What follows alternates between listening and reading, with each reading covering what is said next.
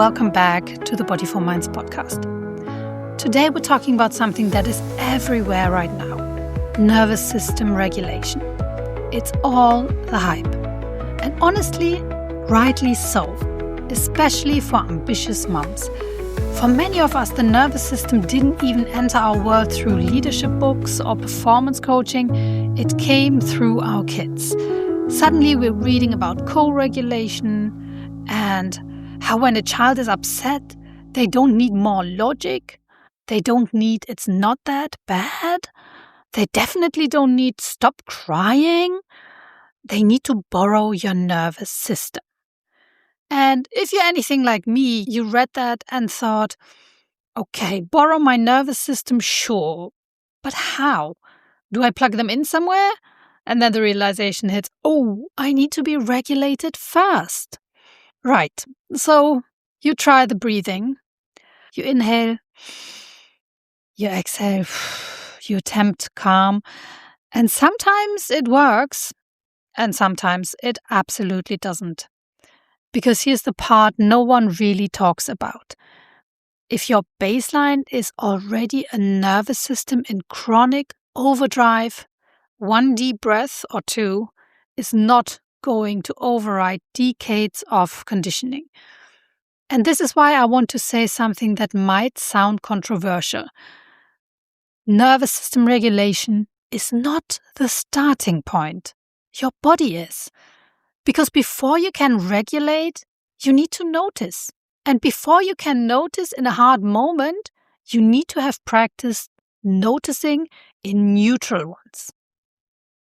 Most of us never actually learned how to self-regulate. Some of us were lucky.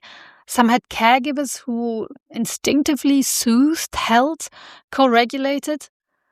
But many of us, we were told to stop crying, that it's not that bad, that we're too sensitive, or just to get over it. So instead of learning regulation, we learned adaptation, we learned coping. We learned how to comply with what was expected, not how to meet our own needs.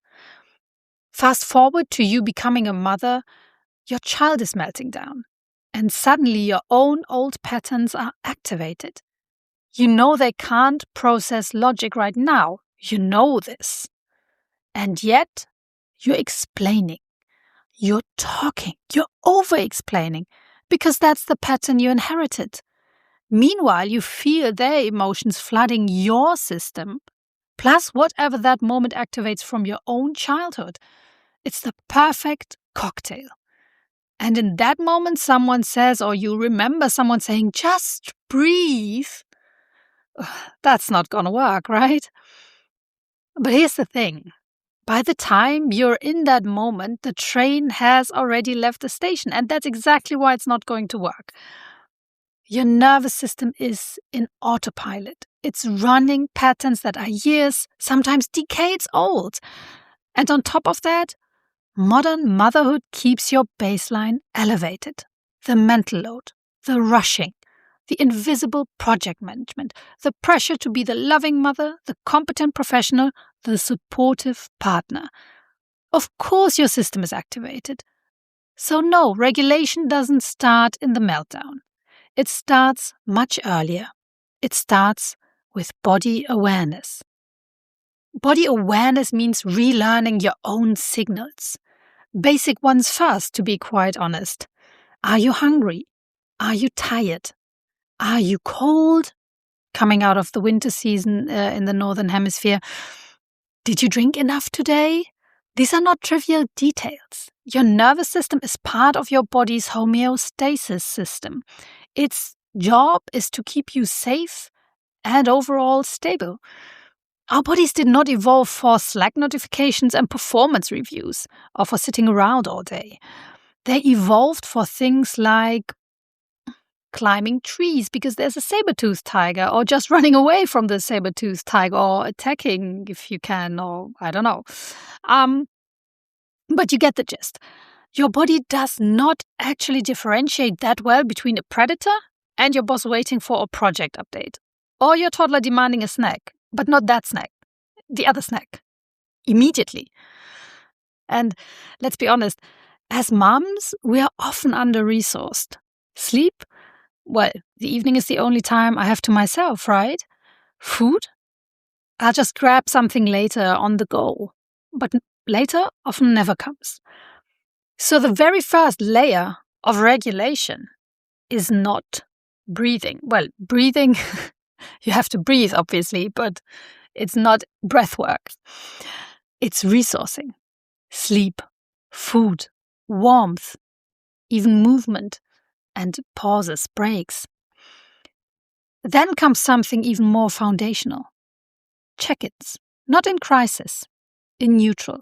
A quick body scan while the coffee machine runs, noticing your shoulders, hunching up, maybe not, while waiting in line or clenching your jaw. One slow breath before opening your laptop, 3 times a day. Not to fix anything, but just to notice.